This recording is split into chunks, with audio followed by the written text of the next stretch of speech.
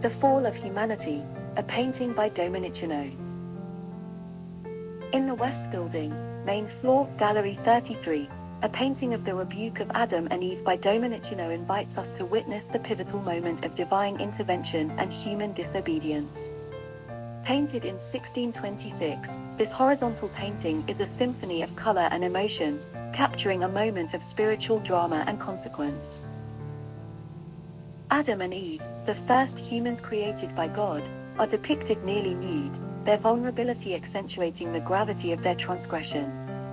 They have eaten the forbidden fruit from the tree of knowledge, an act of defiance that will result in their expulsion from the Garden of Eden.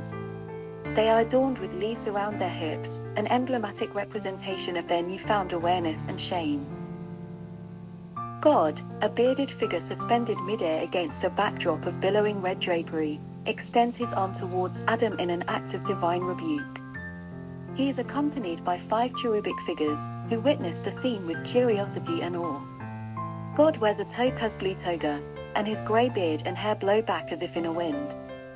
He leans to our left, almost horizontally, and rests his other arm on a black orb, symbolizing his power and authority over the universe. Adam, to our right, stands with knees bent, his body facing us. He holds both open hands, palm up, towards Eve, to our left, as if shifting the blame to her. His head tips to our right, and he looks up at God with dark eyes under raised brows. He has a brown beard and curly hair, and his skin is peachy and muscular. His cheek and nose, hands, knees, and toes are pink, indicating his guilt and fear. Eve, to our left, kneels on one knee, and braces her other leg on her splayed toes. Her body is angled to our left, and she turns back to look up at Adam. She has long blonde hair, and her skin is more pale than the others. She also wears leaves around her hips, and her torso and legs are bare. Her left hand, closer to Adam, rests on her thigh. With her other hand, she points to a striped snake on the ground, symbolizing temptation and deceit. They are situated near a grove of trees with dark green leaves and yellow fruit, the remnants of their earthly paradise. The dirt ground beneath them has some scrubby green growth, indicating the barrenness and hardship that await them. Close to Adam, a lion and a lamb lie on the ground, symbolizing the harmony and innocence that will be lost. Trees and grassy knolls lead back to distant, blue hills, under a clear, vivid sky, suggesting an untainted world beyond human reach. Domenichino's mastery lies not just in capturing this portrait of the fall of humanity, but also in manipulating light and shadow to create a dramatic and realistic effect.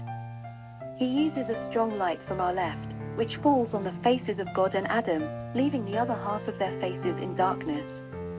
He also uses bright and contrasting colors, such as the red drapery and the blue toga, to create a vibrant and dynamic painting. He adds his own touch by using realistic and expressive details, such as the reflections on the black orb and the snake, and the gestures of the hands. He combines these elements with his own originality and creativity, and creates a distinctive style that made him one of the most influential and prolific painters of his time. His paintings, in particular, are renowned for their emotion, expression, and richness. The painting of the rebuke of Adam and Eve is one of the many masterpieces that Domenichino created during his career, and one of the finest examples of his painting. It is a testament to his artistic skill, and to the fall of humanity and his era.